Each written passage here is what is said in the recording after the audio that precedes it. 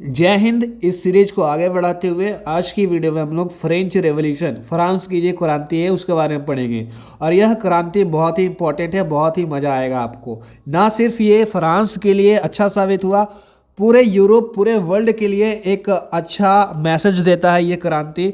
और मानवता का लड़ाई था भाई ये। तो पूरी वीडियो को इंटरेस्ट लेके देखना, पढ़ना, बड़ा मज़ा आएगा आपको। चलिए वीडियो को स्टार्ट कर लेते हैं हम लोग। तो आज की वीडियो में हम लोग समझने वाले हैं। एक मिनट फ्रांस की क्रांति। ठीक है, फ्रांस, इसको फ्रेंच रेवोल्यूशन आपके बुक में दिया हुआ है। फ्रेंच रेवोल्यूशन, फ्रांस की क्रांति, इसको हिंदी में लिख लेना हेडिंग में। तो सबसे पहले ये जो मैप मैं दिखा रहा हूँ आपको, क्यों दिखा रहा हूँ, इसकी पीछे वजह ये है कि बहुत सारे लड़कों को जब मैं बोलूँगा फ्रांस की क्रांति तो उनको पता ही नहीं होगा कि फ्रांस आखिर है कहाँ।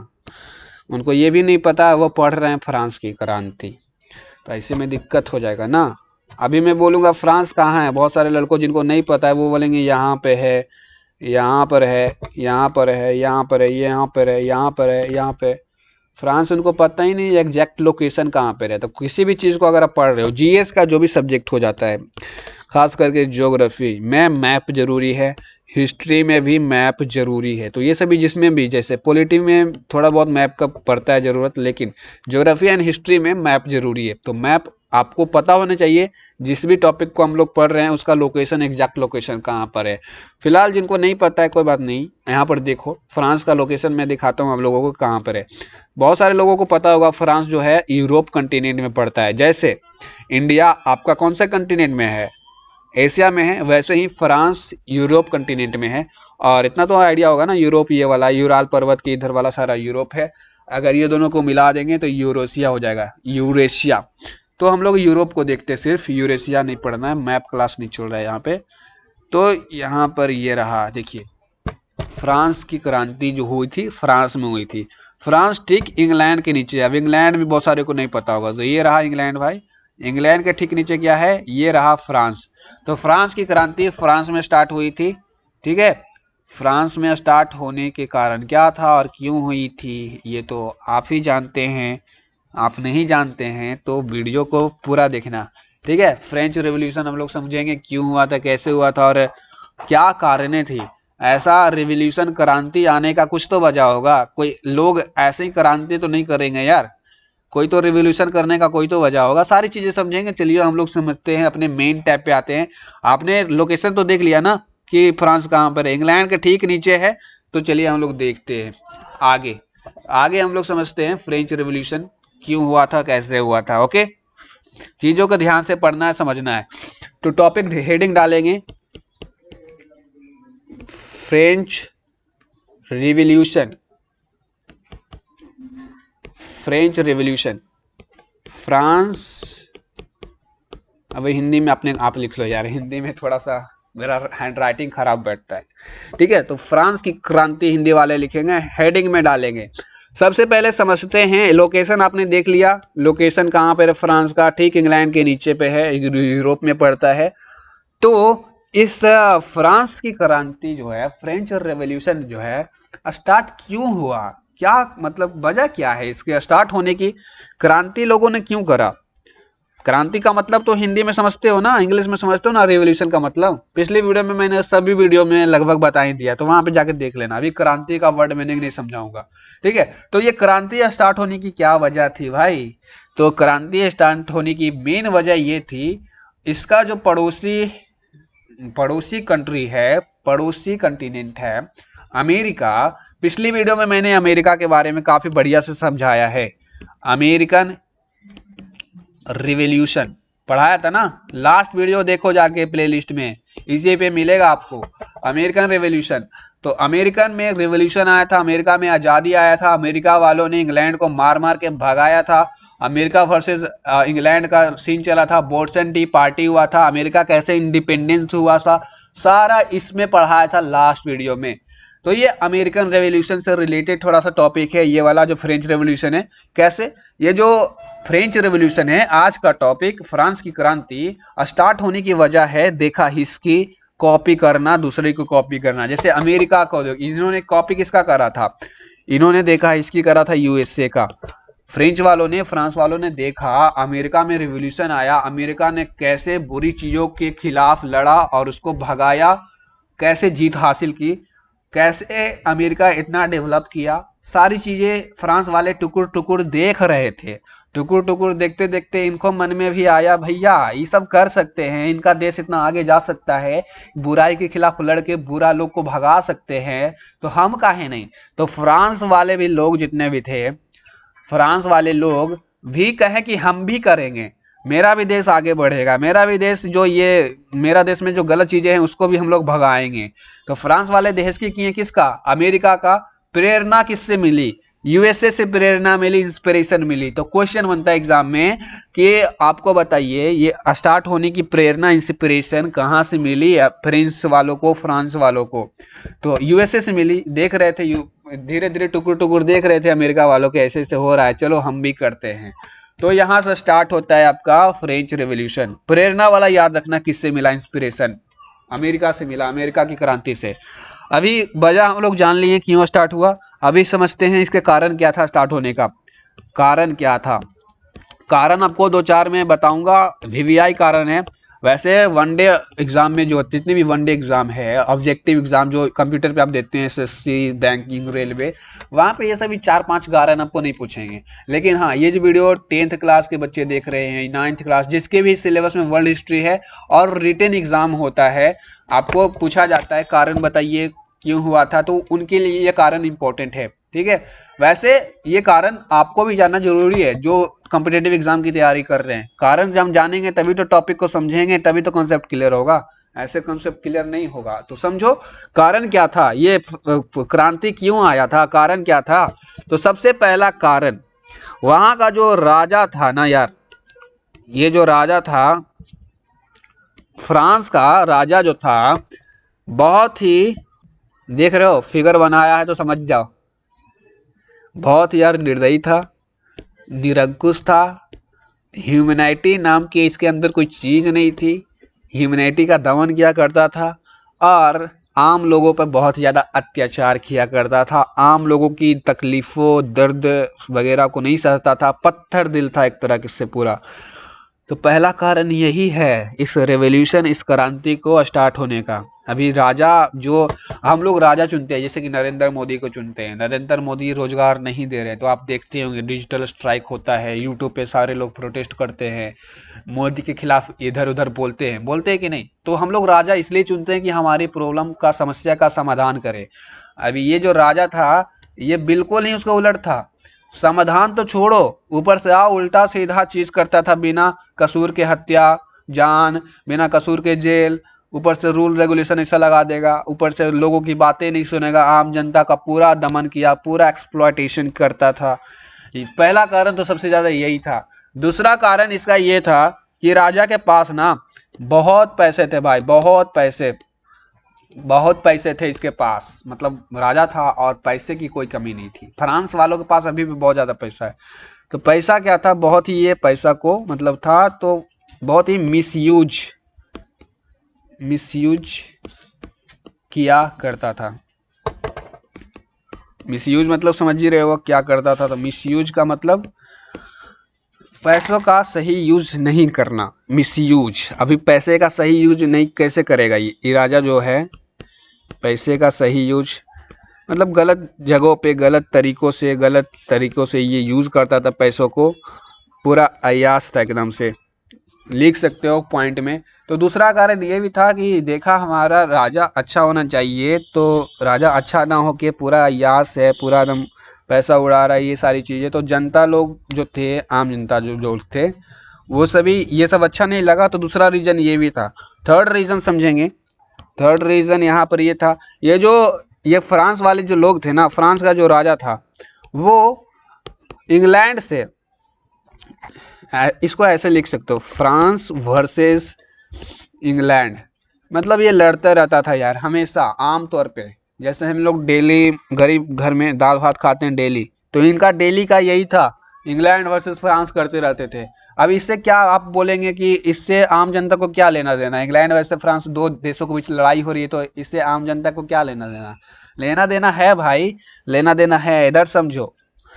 फ्रांस वर्सेस इंग्लैंड जो होता था ना, उस समय पे क्या होगा, लड़ाइयाँ होगी। लड़ाइयाँ में कौन लड़ेंगे, आम जनता ही तो लड़ेगी।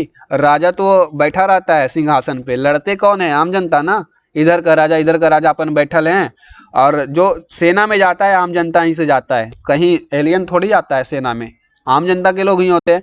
तो फ्रांस वाले लोग जो देखिए लड़ाई लड़ रहा है बिना फालतू का, फ्रांस उलझते रहता है इंग्लैंड से, कोई लेना देना नहीं है, मतलब फालतू का लड़ाई कर रहा है, जिसमें क्या हो रहा है, बहुत सारे लोगों की हत्या हो रही है। लड़ाई में क्या होगा, इधर के कुछ लोग मारे जाएंगे, इधर के कुछ लोग मारे जाएंगे। तो फ्रांस के जनता जो थी अपने इनके बेटा, भाई, भतीजा, चाचा, नाना, नानी जो भी थे मरा रहे थे इस लड़ाई में, आम जनता की भी हत्या हो रही थी। तो आम जनता इससे भी गुस्सा थी। तो ये रिवोल्यूशन लाने का, इस क्रांति लाने का, ये प्रोटेस्ट करने का, ये भी एक कारण बनता है। दूसरा कारण मैंने समझाया था आपको ये वाला, कि राजा पूरा अय्याश था, लड़कीबाजी था, लौंडियाबाजी करता था, अय्याशी करता था, पैसा का गलत यूज करता था, पूरा एकदम उड़ाता था, इधर ले लो उधर ले लो। लड़की बहुत ही, मतलब लड़की के पीछे बहुत था। अभी लड़की लोग कितना शॉपिंग करती है आप लोग भी जानते हैं। तो पूरा पैसा, मतलब अभी उसके पास पैसा है तो क्या उसका कर्तव्य बनता है, जनता की सेवा करे, जनता जो गरीब है उनको पैसा देकर थोड़ा राहत प्रदान करे, थोड़ा उनका फाइनेंस बढ़ा दे। उसका राजा का यही है ना। राजा को क्यों चुनते हैं हम लोग, राजा को इसलिए चुनते हैं कि हम लोगों का अच्छा से देखभाल करे। ऐसा कुछ नहीं था, पूरा यासी करता था फालतू का खर्च, और जो आम लोग थे उसका कुछ नहीं, कोई मतलब नहीं था। तो ये तीनों कारण आपने समझ लिया, 3 कारण नहीं यार। हाँ, पहला ये निर्दयी था, दूसरा मैंने बताया ये अय्याश था, तीसरा था फ्रांस वर्सेस इंग्लैंड आमतौर पे होते रहता था, रोज का था इनका। चौथा कारण इनका देखिए, टैक्स। ये जो राजा कौन था, पहले सबसे पहले बात, मैंने राजा का नाम नहीं बताया आप लोगों को, लिख लो यार। ये जो राजा जो था ये पगलवा, इसका नाम था लुइस 16, ठीक है, लुइस 16 इसका नाम था, लुइस 16वां। तो ये राजा लुइस 16वां जो था ना, आम जनता पे उल्टा सीधा टैक्स लगाने लगा, जिससे क्या हुआ, आम जनता भी, मतलब कितना यार, तुम भी सोचो ना, कोई गरीब इंसान है जिसके पास 2 वक्त रोटी खाने को नहीं है और उसको टैक्स पे करना पड़ रहा है। कोई बच्चा 5 साल का है और उसके पास कमाने का क्या जरिया है, 5 साल का बच्चा को लूर नहीं होता है, लूर भास नहीं होता है, उसको कमाने का, उसको टैक्स देना है। 90 साल का बूढ़ा रिटायर हो गया मरने की स्थिति में, उसको टैक्स देना है। जो बहुत ज़्यादा गरीब है, पुअर फैमिली से बिलोंग करता है, उसको टैक्स देना है। मिडिल क्लास फैमिली को टैक्स देना है। चले, तो ऐसे में कैसे चलेगा, जनता लोग भी तो कुछ कहेगी ना कि कहाँ से टैक्स लाएं, पैसा नहीं है।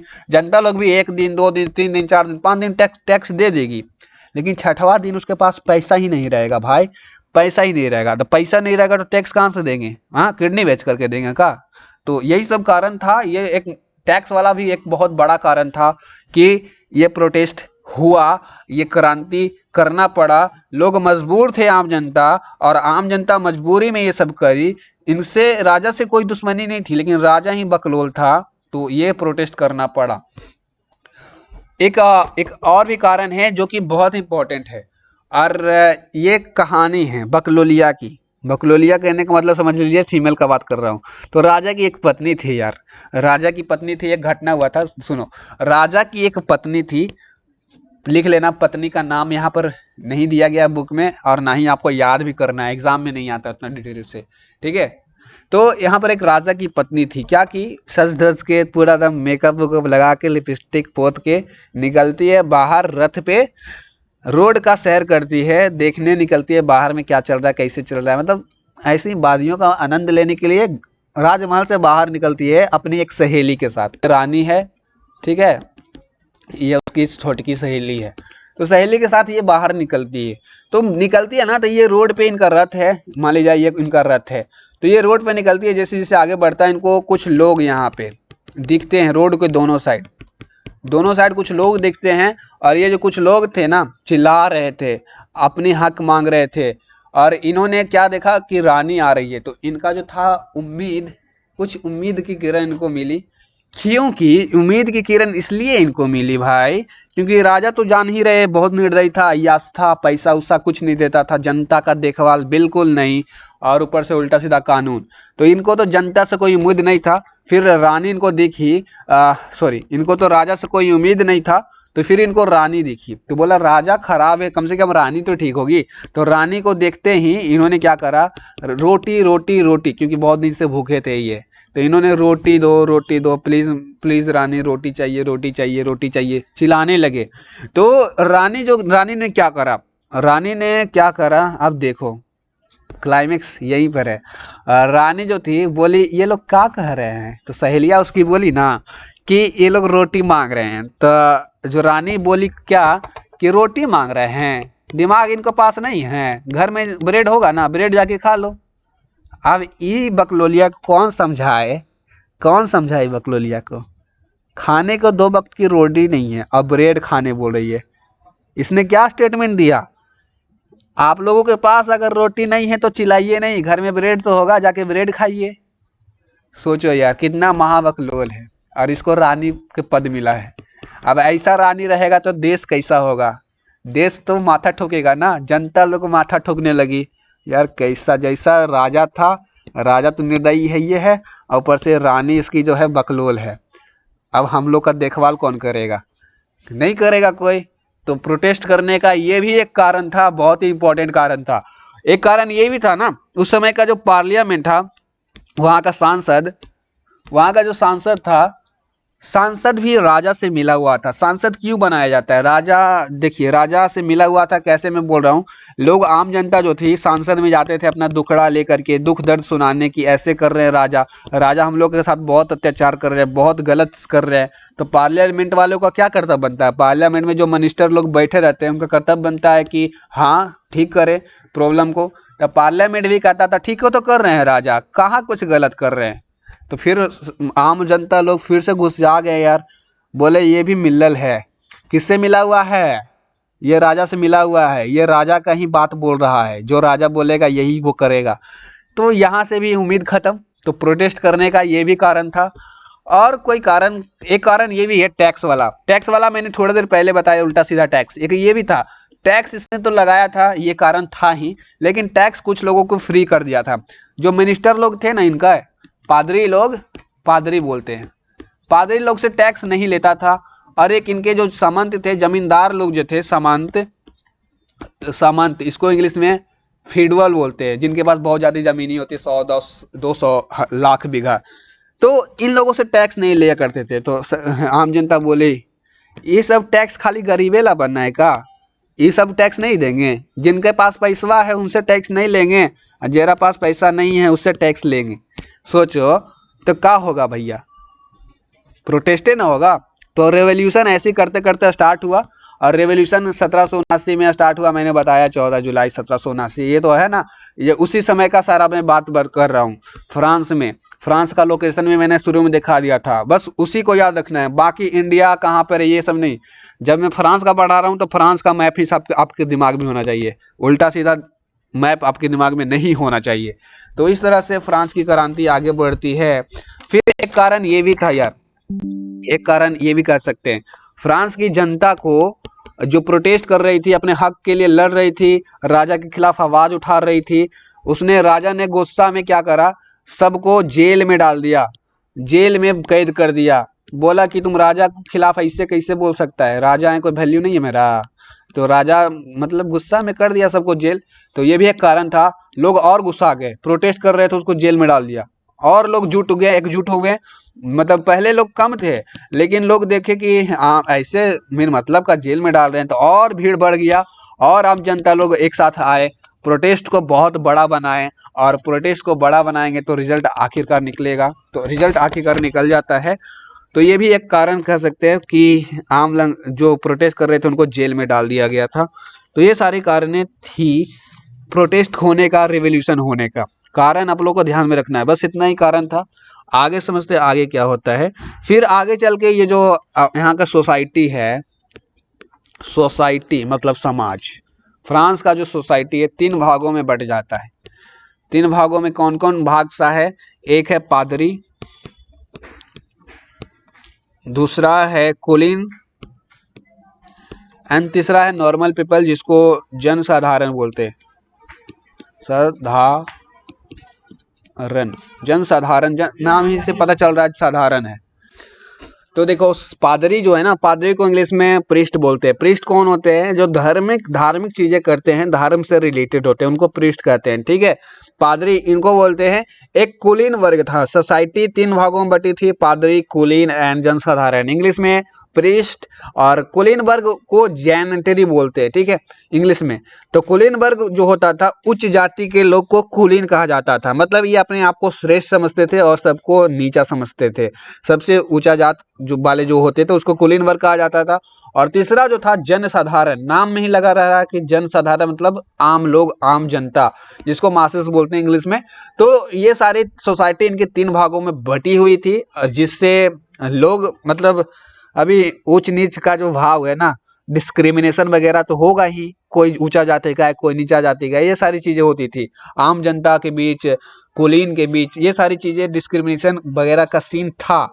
और इसकी जो एक पार्लियामेंट थी, मैंने डिस्कस करा, पार्लियामेंट भी राजा से मिली हुई थी, नहीं सुनता था आम जनता का। तो पार्लियामेंट को इनके भाषा में, फ्रांस में, इसको स्टेट जर्नल बोलते हैं। सांसद को क्या बोलते हैं? स्टेट जनरल, स्टेट जनरल बोलते हैं फ्रांस में सांसद को। ठीक है, फ्रांस में सांसद को स्टेट जनरल बोलते हैं। और ये जो स्टेट जनरल थी ना, ये भी 3 भागों में बटी हुई थी, मतलब 3 पार्ट में। जैसे कि हम लोग का जो पार्लियामेंट है, राज्यसभा एंड लोकसभा में, तो इनका भी 3 पार्ट में बटा हुआ था। तीनों पार्ट का नाम आप लोग ध्यान में रखिएगा, क्या कौन कौन सा है। तीनों सदन में, पहला सदन, दूसरा सदन, तीसरा सदन। पहला सदन में पादरी लोग रहते थे, पादरी लोग, पहला सदन में पादरी लोग। दूसरे सदन में ये जो तीनों बताए ना, सोसाइटी में बैठा हुआ है, तीनों ही है। तो दूसरे सदन में रहते थे कुलीन लोग, मतलब दूसरा सदन ये संभालते थे। तीसरे सदन में लगते थे जनसाधारण या आम लोग, जनसाधारण या आम लोग।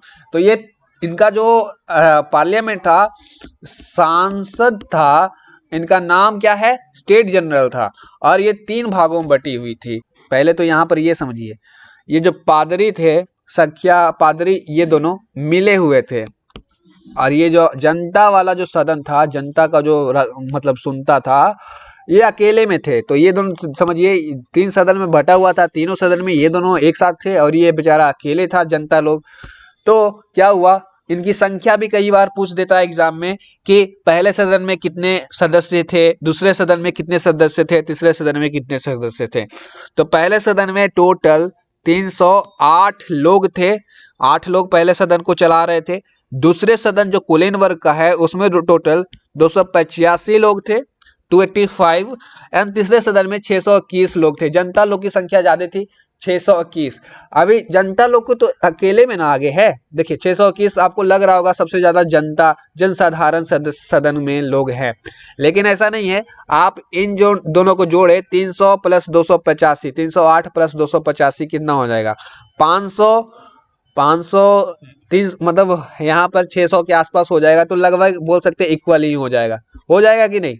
तो यहाँ पर ये दोनों मिले हुए थे, बेचारा अकेले था। नंबर पे मत जाइए भाई, ये दोनों मिला हुआ था। इसलिए तो मैंने बोला कि पार्लियामेंट वाला भी किसका सुनता था? जिसका जो सदन एक साथ मिल जाए। अब एक सदन अकेला पड़ जाए तो कौन भारी पड़ेगा? 2 सदन वाला ना, अकेला एक सदन क्या करेगा? इसीलिए जनता यहाँ पर अब अपना आवाज उठाती थी, लेकिन ये दोनों जो मिला हुआ था, ये आवाज को दबा देता था। ये दोनों सदन के 3 साइड थे, right side, middle side and left side. तो 3 भागों में बटा हुआ था। ये जो जनसाधारण थी लेफ्ट में बैठा करती थी, मतलब इधर राइट लेफ्ट आप समझते हैं ना, बीच में एक मिडिल वाला। 3 सदन था, 1 2 3, राइट एंड लेफ्ट वाला आप लोग समझते ही होंगे। तो लेफ्ट में बैठा करती थी। और ये जो जनसाधारण वाला जो था, थर्ड वाला, ये विरोध किया करती थी इन दोनों का, क्योंकि दोनों मिले हुए थे, मिली भगती विरोध करती थी, उनके खिलाफ आवाज उठाती थी। और इनके सदन को लेफ्ट कहा जाता है, या फिर इनके सदन को वामदल भी कहा जाता है, हिंदी में कहा जाता है वामदल। ठीक है, तो ये सारी चीजें याद रखना सदन से।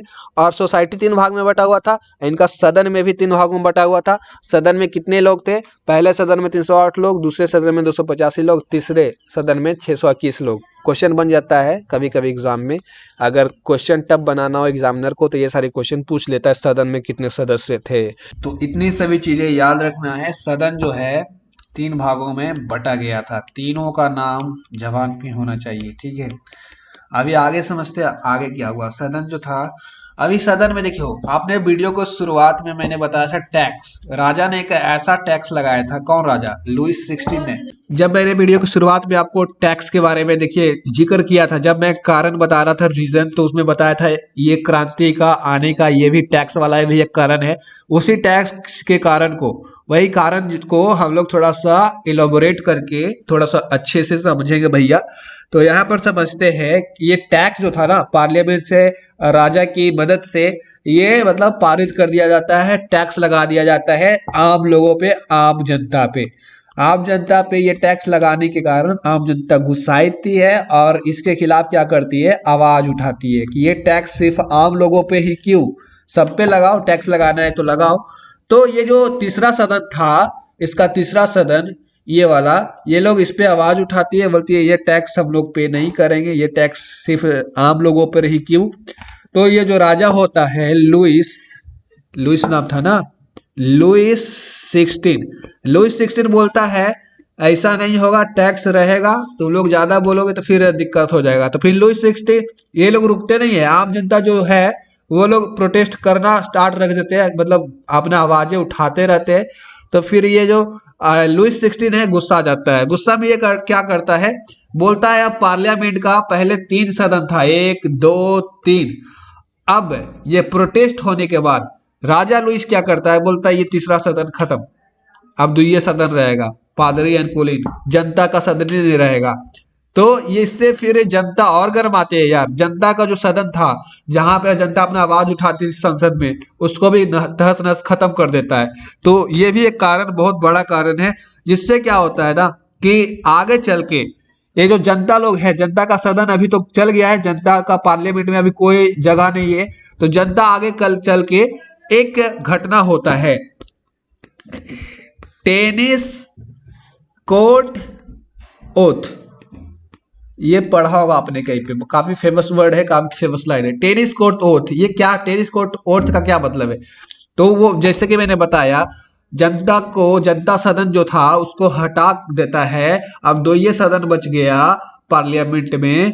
तो इससे क्या होता है ना, जनता लोग काफी ज्यादा गुस्सा आ जाती है, और वहां के जो, जैसे ही ये राजा तृतीय सदन, तीसरा सदन को हटा देता है, तो क्या करती है, सभी जो आम जनता थी, आम लोग जो थे, तृतीय सदन के लोग, वो टेनिस कोर्ट के मैदान में जाते हैं। और ओथ मतलब क्या होता है, शपथ होता है। तो टेनिस कोर्ट के मैदान पे जाके ओथ लेते हैं, शपथ लेते हैं कि राजा को जब तक हटाएंगे नहीं, जब तक तोड़ेंगे नहीं, तब तक छोड़ेंगे नहीं। तो लुइस 16 के खिलाफ ये लोग शपथ लेते हैं, राजा को हटाने का, शासन को अंत करने का एक शपथ लेते हैं टेनिस कोर्ट ओथ में। आई होप यहाँ तक समझ में आ गया होगा। आगे आगे देखिए, एक चीज मैंने आपको और भी समझाया था कि ये जो लोग प्रोटेस्ट कर रहे थे, प्रोटेस्ट करने वाले जो आम जनता थी, तो उनको जेल में डाल दिया गया था। मैंने वीडियो के शुरू में बताया था ना, जब कारण आपको मैंने समझा रहा था, तो ये भी बताया था कि लोगों को जेल में डाल दिया गया था, जो प्रोटेस्ट कर रहे थे, रिवॉल्यूशन क्रांति फैला रहे थे, सबको जेल में डाल दिया गया था। और उस जेल का नाम था बॉस्टिल दुर्ग।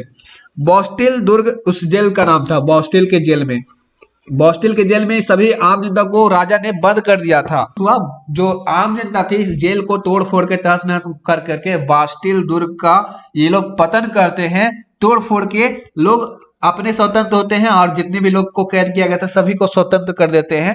और स्वतंत्र होने के बाद क्या होगा, अभी जेल से छुट्टा सार छूट गया है। अभी शेर जो बंद होता है पिंजरा में, उसको खोल दो तो तहस नहस मचा देता है। तो यही लोग जो प्रोटेस्ट कर रहे थे उसको जेल में बंद कर दिया। अभी गुस्सा में ये लोग थे, जेल तोड़ ताड़ के निकल गए, अभी बवाल करेंगे ये लोग, देखना क्या करते हैं लुइस 16 का। आगे समझो, ये अपना जेल वगैरह, बॉस्टिल का जो जेल था उसको तोड़ करके निकल आते हैं। कब निकलते हैं, कभी कभी टाइम पूछ दिया जाता है, 14 जुलाई 1789 में ये लोग निकल जाते हैं। ठीक है, 14 जो ये प्रोटेस्ट का स्टार्ट होने का यही से स्टार्ट होता है, मेन प्रोटेस्ट यही से स्टार्ट होता है। तो ये नष्ट करके जेल को बाहर निकलते हैं, स्वतंत्र हो जाते हैं। और हाँ, एक क्वेश्चन बनता है, 14 जुलाई को ही फ्रांस जो है ना अपना राष्ट्रीय दिवस मनाता है। तो इसको, ये जो राष्ट्रीय दिवस ये मनाता है, उसको आप बोल सकते हैं नेशनल डे। 14 जुलाई को क्या मनाता है फ्रांस, नेशनल डे। लेकिन फ्रांस में फ्रेंच भाषा यूज होती है, फ्रेंच में इसको बास्टिल, BASTILLE, बास्टिल डे इसको बोलते हैं। तो ये 14 जुलाई को कौन डे मनाता है? बेस्टिल डे या नेशनल डे, राष्ट्रीय दिवस मनाता है, क्योंकि 14 जुलाई को सब आजाद हुए थे और लोग जेल से आजाद होकर के प्रोटेस्ट कर रहे थे एकदम पूरा जोर शोर से।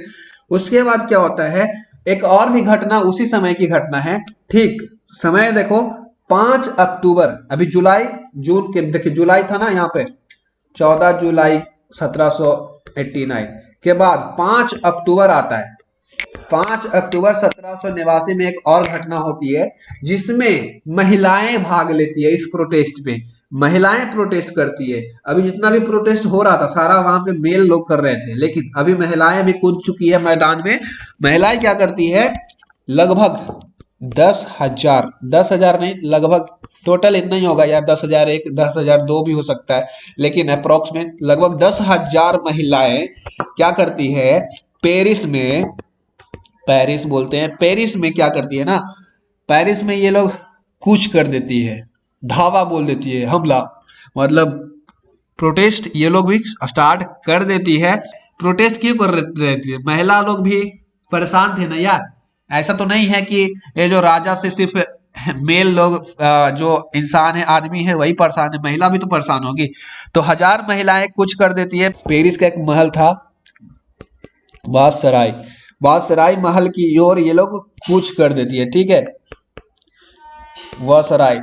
तो ये लोग कुछ करती है, प्रोटेस्ट करती है, बस इतना ध्यान रखना। इसी घटना को चुड़ैलों का, इस घटना जो 1000 महिला जो कुछ की थी, 1000 महिला जो प्रोटेस्ट में भाग ली थी, इस घटना को 1000 महिला को नाम दिया गया है चुड़ैलों का धावा, चुड़ैलों का धावा। अभी आप लोगों को हंसी आ रही होगी क्योंकि ये लोग अच्छा काम कर रही थी ना, यहाँ पर इन लोग कुछ गलत की, लेकिन नाम क्या मिला, चुड़ैल। ये लोग हक के लिए ये लोग मिल रही थी, ये लोग भी प्रोटेस्ट कर रही थी, ये लोग भी आवाज उठा रही थी, ये लोग भी राजा के खिलाफ बोल रही थी, लेकिन ये लोग को नाम क्या दिया गया, चुड़ैलों का धावा। तो हिस्ट्री में कुछ नाम उटांग पुटक रहेगा, मतलब काम अच्छा करोगे लेकिन नाम मिल जाएगा चुड़ैल। लड़की लोग का कोई गलती नहीं है, ये सब कौन नाम इसको दिया है पता नहीं, लेकिन याद रखना इस घटना को चुड़ैलों का धावा बोलते हैं, ठीक है, चुड़ैलों का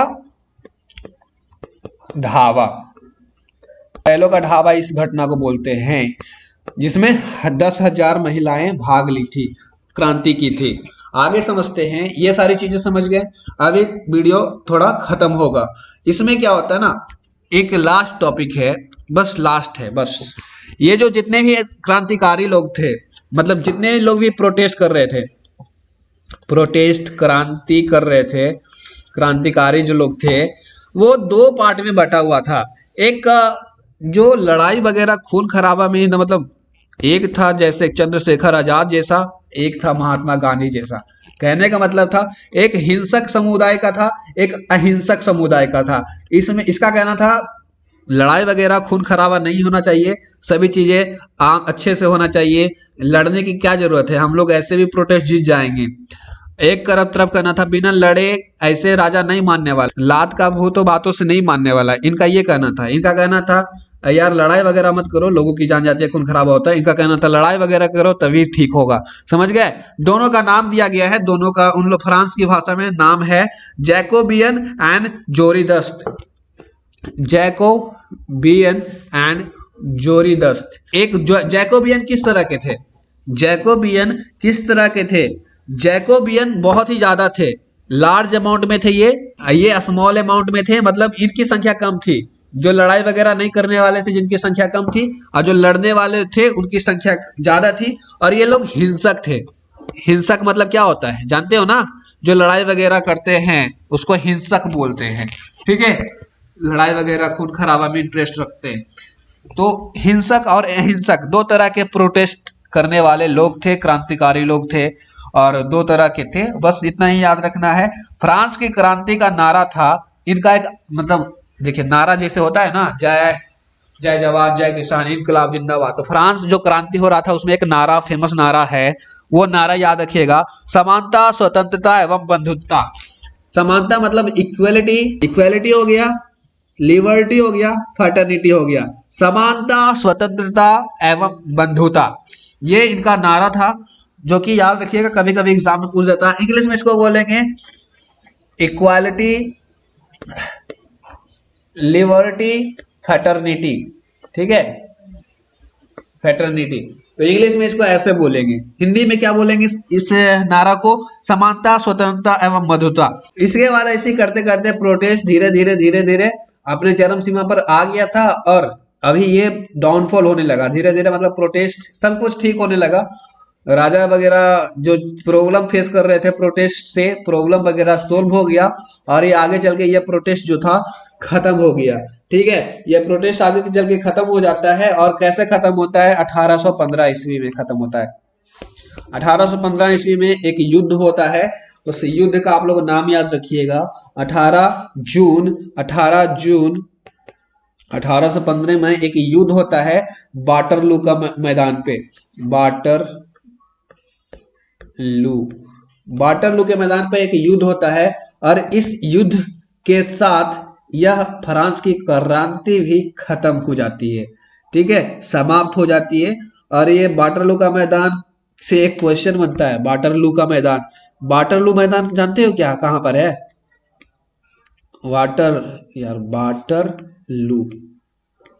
वाटरलू का जो मैदान है वो बेल्जियम में है, ठीक है, बेल्जियम में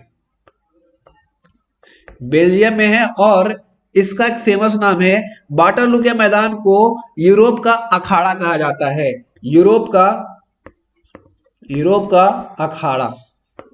अखाड़ा में क्या होता है भाई? लड़ाई वगैरह होता है ना, कुश्ती वगैरह, तो अखाड़ा होता है। यूरोप का अखाड़ा इसलिए कहा जाता है क्योंकि यूरोप की जितनी भी मुख्य लड़ाइयां, इंपॉर्टेंट लड़ाइयां हैं, ज्यादातर यहीं पे लड़ी गई है वाटरलू के मैदान पे, इसीलिए इसका नाम रखा गया है यूरोप का अखाड़ा, क्योंकि ज्यादा जहाँ पे लड़ाई होगा वो अखाड़ा ही हो जाता है, एक तरह से दिन भर लड़ाई चलते रहता है। तो यहाँ पर याद रखना है खत्म कैसे हुआ, और यूरोप का अखाड़ा से हम लोग ये जो फ्रांस की क्रांति है उसको समाप्त करते हैं। आज की वीडियो में बस इतना ही। आई होप फ्रांस की क्रांति और भी है, इसका क्रांति फ्रांस आगे चल के और भी डेवलप करता है, और भी चीजें होती है, वो आगे हम लोग समझेंगे, ठीक है। अभी तक टॉपिक में बस इतना ही पढ़ना था, बस इतना ही आपको जरूरी था आपके एग्जाम पॉइंट ऑफ व्यू से। आज के लिए बस इतना ही। अच्छा लगा वीडियो तो लाइक करें, खराब लगा तो डिसलाइक करें। Thank you for watching my video.